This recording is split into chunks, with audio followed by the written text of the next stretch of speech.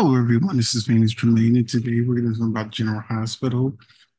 Giving my commentary for the week, and I'm going to give you the good that's happened this week, and I'm going to give you the bad, and we'll see if you agree or disagree with me in the comment section. But first, if you haven't done so, please take a minute to subscribe. If you have subscribed, thank you very much. I do appreciate it.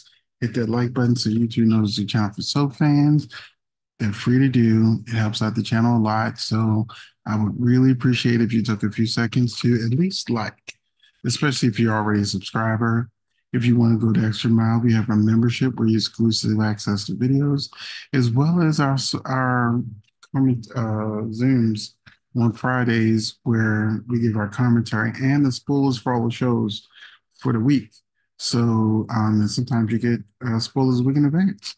So, give that membership a try. We'd love to have you. Now I'm going to go ahead and get into this commentary for General Hospital, beginning with Anna and Brennan. Now, I don't know about you, but I actually want them to get Brennan out of the trouble he's in because I think him and Anna have great chemistry, as well as Brennan and Carly. I would love to see him with Anna, or Carly. But let me know if you thought they had great chemistry as well. He needs to be a permanent member of the cast. If we could have Helena, on people like Helena on the cast, and Ava, who did away with Connie, or Sonny, the gangster with heart of gold, we can have Brennan in the mix. Then we have Dummy Jagger, who thinks Anna is the head of Pikeman, which is stupid. Um, and let's have another moment into the worst moments of the week. Has to go to Jagger, Dummy Jagger, and not as good as she used to be, Spy Sam. So the reason why I think this moment is stupid is because Jagger has researched Jason thoroughly, and we're supposed to believe that Jagger doesn't know what Jason's ex-wife looks like, or even have a dossier on her as he researched Jason. He knew Jason and Carly were a thing. So why wouldn't he know the mother of Jason's child? One of them. So that's what kind of threw it off for me. It was like, why would he fall for it? And why wouldn't he already know who Sam McCall is? It didn't make sense to me. And the scene itself was okay. I know in our live Zoom there were people that loved the scene and said they watched it more than once, but I couldn't get past the idea that Jagger didn't know who Sam was immediately. We also have another moment on the show, which was a good moment because you got two great actors. But I really feel sorry for Finn because this storyline isn't written correctly. They should have had people are acting like Finn has beat Violet and been this horrible drunk when he's only this is the beginning of the storyline. They almost repeatedly constantly say they want to take Violet from him. Violet is the only thing that's probably keeping him from just losing himself in the bottle completely. And I think that that's how he will actually recover, is that something will happen with Violet and that'll snap him out of it. And that'll probably be July sweeps. But for now, all these people are trying to take his daughter from him when he hasn't been a angry drunk. He hasn't towards his daughter. He hasn't been a physically, harmful drunk. He's not, being really drunk in front of his daughter, and they keep trying to take her from him. And that's annoying me. He needs help, but he also needs compassion. And they need to stop trying to take Violet from him, even though I think something will happen and that will be what triggers him back to sobriety. Another moment that I think was one of the worst moments on the show was this moment right here. And I talked about it on our live where I was like, I didn't like this moment because when you get married, it's not necessarily a fairy tale. And sometimes that fairy tale, you know, at the very beginning, you get hit with some drama. And the drama that they're dealing with is Chase's father passed away. And this is the time where Brooklyn needs to step up and be the supportive wife and be whatever she he needs her to be in a moment because he's not a bad person, and he's not going to lean on it too hard just because that's the kind of character he is. But you know, if Lois was the one that passed away, Chase would be expected to be rock solid in anything and everything Brooklyn needs. And that's a situation that needs to be vice versa. So Lois compounding, and Brooklyn, in her defense, has been a rock to her husband and listening to him and being there for him. What I didn't like was Lois saying, "Oh, well, you need to think about you because this is when you should be on your honeymoon and you should be happy and you should be this." That's selfish. Okay. That is very selfish. That's why Lois is single now. This is very selfish talk. And it's a very selfish monologue to give to your daughter instead of letting her know that this is the time to step up and be there for him because he's not going to be sad forever. He's not going to be grieving forever.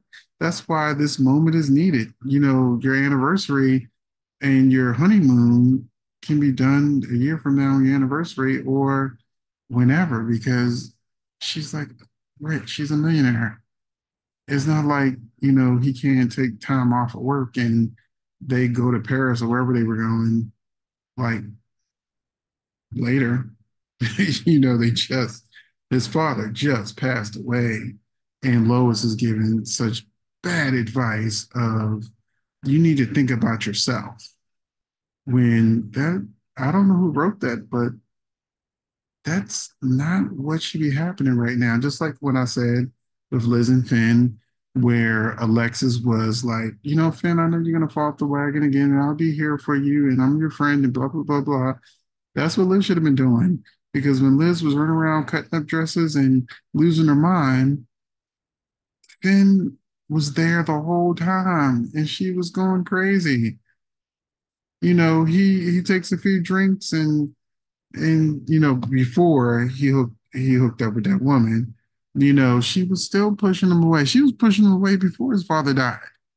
So yeah. Anyway, moving on to Liz. Now I don't know what's going on with Rebecca Hurst, but these looks she been given, it's like she don't even like her son. Now, of course, as the scene plays out, of course, she clearly loves her son. But I just feel like something's going on behind the scenes where she is just her inner self, her aura, her everything is just so negative. And I don't know what the hell is going on with that. But I hope that, she feels better soon. So we're going to move on to something I enjoyed. Let's put this in a good column. TJ and Molly fighting.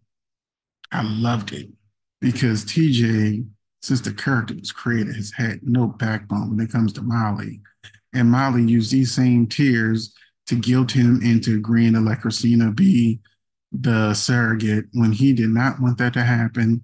And now that the worst is coming to fruition, he did not back down. He actually had a backbone. He actually let her know, you know what, you can all you want, but this is how we got in this situation with. But the other part of that is the only reason why they gave TJ a backbone is because they wanted Christine to have a reason to want to keep the baby. If they break up, she wants to make sure that the Davis family still has ties to the baby, and TJ can't just take the baby and go away. Um, I'll tell you, like I told the people on the Zoom, the members on the Zoom, I fast forwarded through the scene. I didn't care. I didn't care.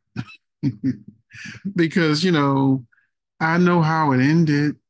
Christina was like, that's the father I used to know, and I miss him so much. But I'm so tired of this storyline of his pills being tampered with and his personality is like all over the place. So I'm just kind of done till they kind of get over that storyline and the truth comes out. This is the scene where I thought they were putting Jason and Carly together, but slowly but surely they have been having the characters drift apart. So I would love for Carly and Jason to be a couple because I've been wanting them to be a couple since Sarah Brown was Carly and they were on the pool table.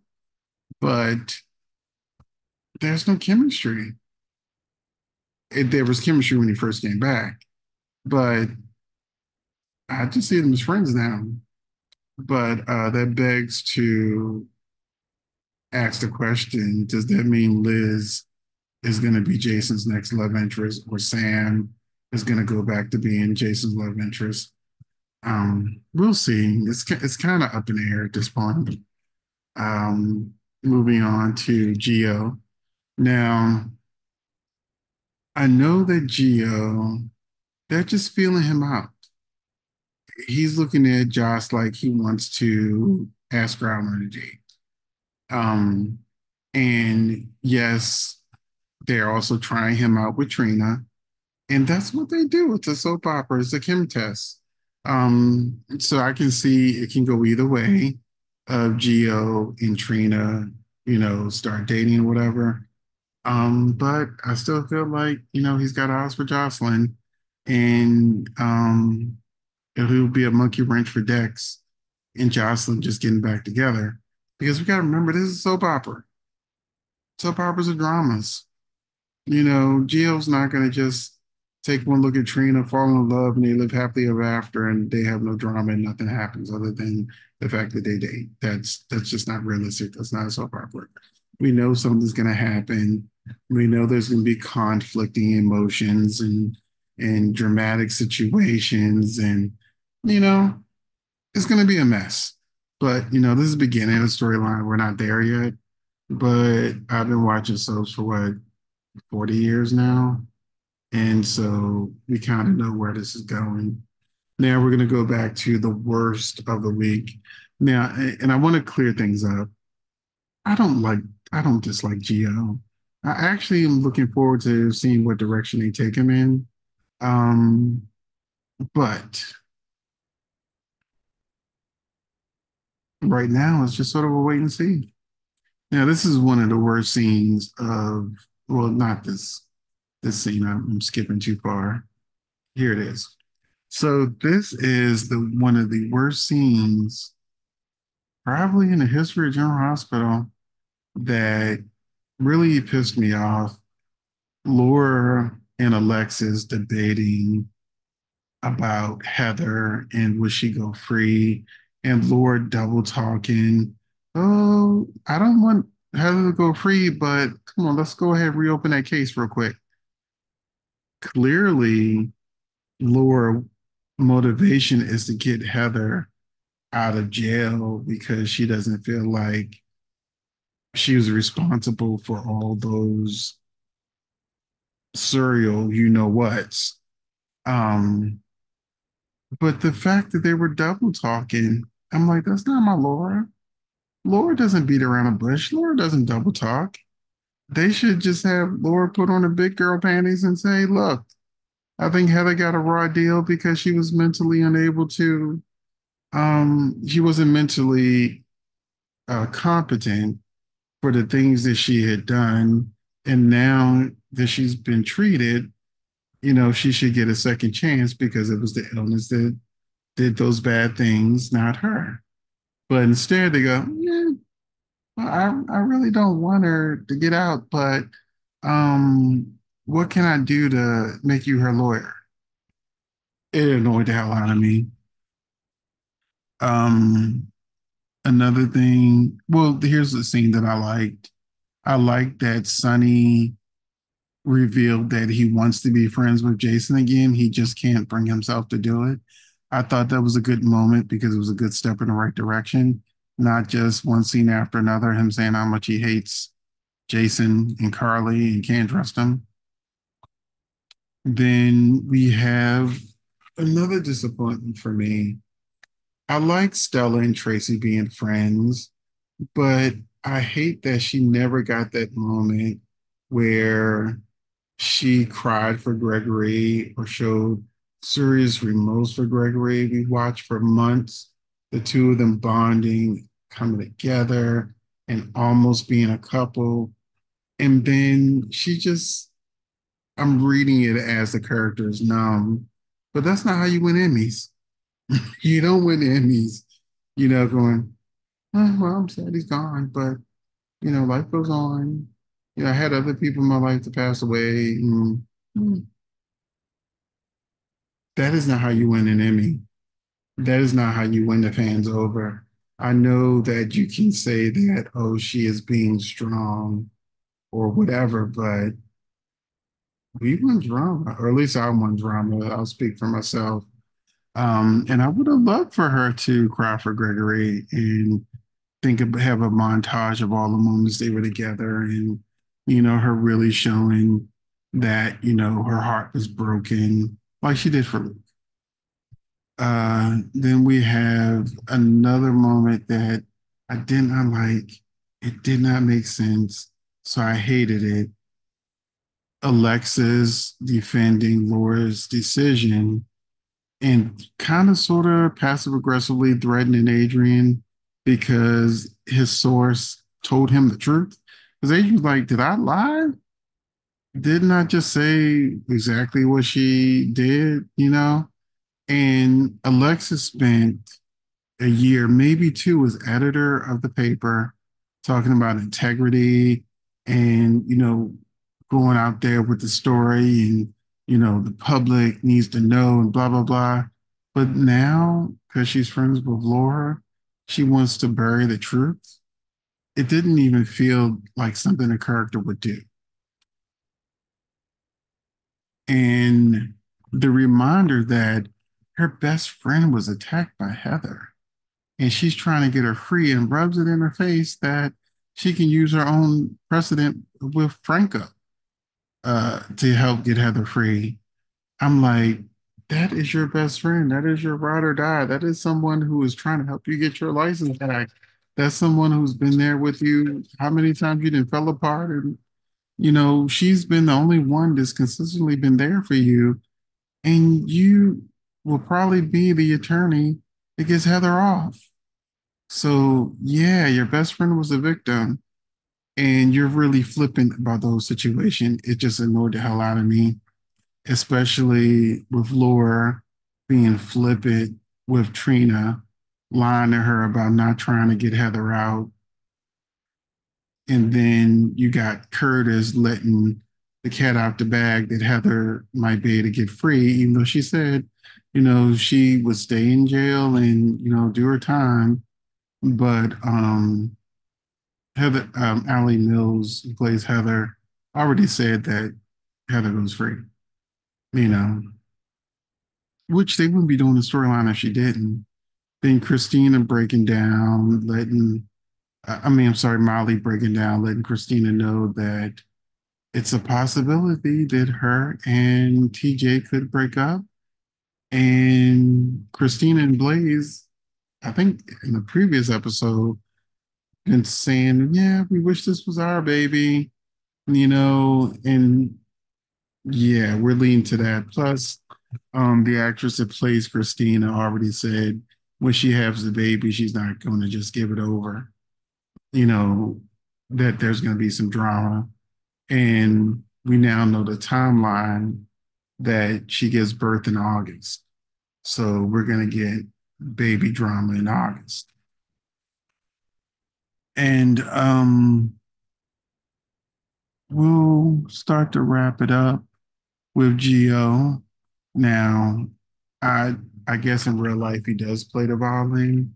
And as I said on my live Zoom with the members, I listen to classical music. I listen to movie scores that has no, singers or whatever. It's just a score. I listen to hell, I listen to rain sounds, thunderstorms. So I was looking forward to Geo playing. I've gone to the symphony and listened to the orchestra. So I would have loved if I liked Geo solo that he played for Ava and Trina, I didn't like it. I didn't like it. I wanted to like it. I didn't like it. And I want to know in the comment section, was I the only one that thought it wasn't as moving as it was supposed to be? Because both Ava and Trina looked like uh, it was the best solo they've ever heard in their life. And I really loved that they gave that sort of performance. But I was like, I need to fast forward because it sounds like crap. And then the last scene that we'll talk about is the apartment. And this, once again, is one of the reasons why I feel like there's going to be like a quadrangle between Dex, Geo, Trina, and Joss, because they even have them, living practically living together in the same, Quartermain mansion area. So this gives them plenty of opportunities to just pop up. And I thought it was interesting, but technically, I think that the person who should have told them about the apartment, not Geo, because he just got there, should have been Michael. They should have had a conversation with Michael, or Josh should have had a conversation with Michael and brought up they're looking for apartments, they're having a hard time. And then Michael could have said, well, we have an apartment over the garage or ranch or whatever it is. But, you know, this is where we're at. And this is my commentary for the week. Let me know in the comment section, what do you think was the best moment of the week and what was the worst moment of the week? And I will see you in the next video.